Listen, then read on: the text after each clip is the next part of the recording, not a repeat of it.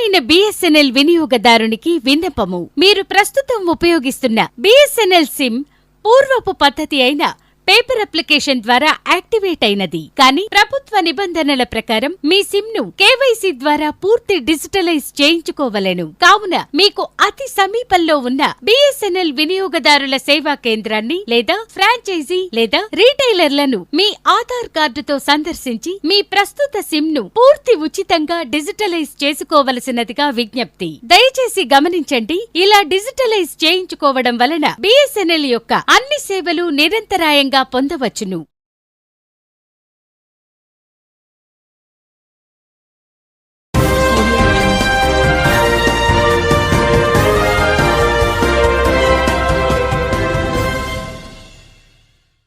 చంద్రబాబు నాయుడు విడుదల కావాలని అమ్మవారి శలలో ప్రత్యేక పూజలు నిర్వహించారు ప్రొద్దుటూరు మాజీ ఎమ్మెల్యే వరదరాజులరెడ్డి.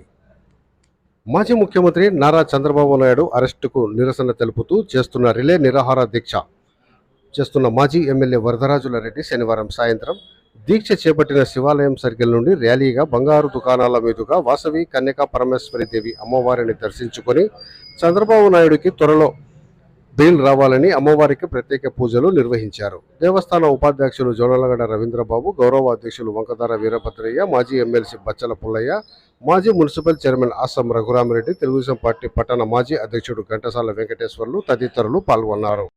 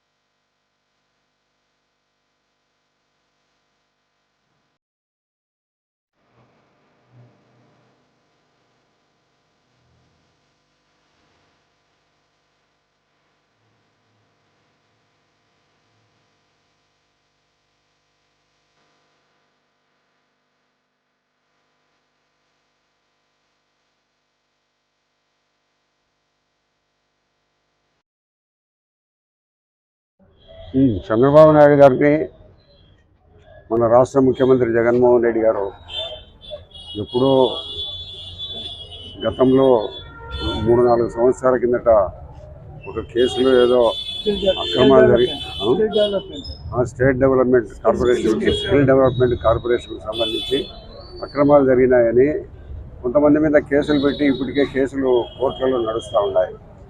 ఆ కేసులు పెట్టిన సందర్భంలో దాదాపు 37 మంది మీద కేసులు నడుస్తున్నాయి. చంద్రబాబు నాయుడు గారి మీద అప్పుడు కేసులు అయితే ఏమి లేవు.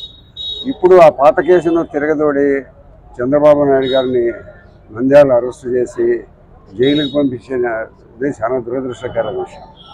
మరి చంద్రబాబు నాయుడు గారు దాదాపు 45 సంవత్సరాల రాజకీయ జీవితంలో ఎలాంటి అవినీతి మచ్చ లేకుండా ఆయన రాజకీయాలలో ఉంటూ రాష్ట్రంలో ప్రజలందరూ మన్ననలు పొందిన వ్యక్తి. అటువంటి వ్యక్తిని ఉన్నట్టుండి నిర్దాక్షిణ్యంగా ఎలాంటి నోటీసులు లేకుండా అరెస్టు చేసి జైలుకి పంపించడం అనేది చాలా దుర్మార్గమైన చర్య. అంటే ఈ జగన్మోహన్ రెడ్డి గారు 43,000 కోట్ల రూపాయలు ప్రభుత్వ డబ్బును కాజేసిన కారణంగా సిబిఐ వాళ్ళు ఆయన్ను జైలుకి పంపిస్తే 16 నెలలు జైలు శిక్ష అనుభవించి బయటకు వచ్చినాడు. కాబట్టి నేను జైల్లో పడినాను, చంద్రబాబు జైల్లో పడలేదు, ఆయన్ను కూడా జైల్లో వేయాలని ఒక దురుద్దేశంతో కుట్రతో చంద్రబాబు నాయుడు గారి మీద కేసు పెట్టి ఆయనను జైలుకు పంపించడం జరిగింది. మరి రాష్ట్ర వ్యాప్తంగా ఆయనను విడుదల చేయాలని, ఆయనకు త్వరలో జైలు నుంచి బెయిల్ రావాలని అన్ని రాష్ట్రంలో అన్ని చోట్ల నుంచి కూడా అందరూ సామూహిక నిరాహార దీక్షలు చేస్తున్నాం, అన్ని ప్రాంతాల్లో కూడా.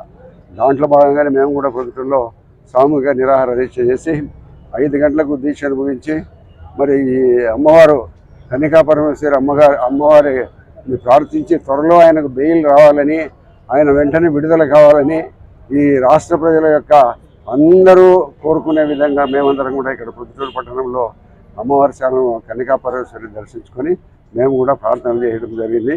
ఆ అమ్మ దయ వల్ల అతి తొందరలో రిలీజ్ అవుతాడనే నమ్మకం మాకు సంపూర్ణంగా ఉంది.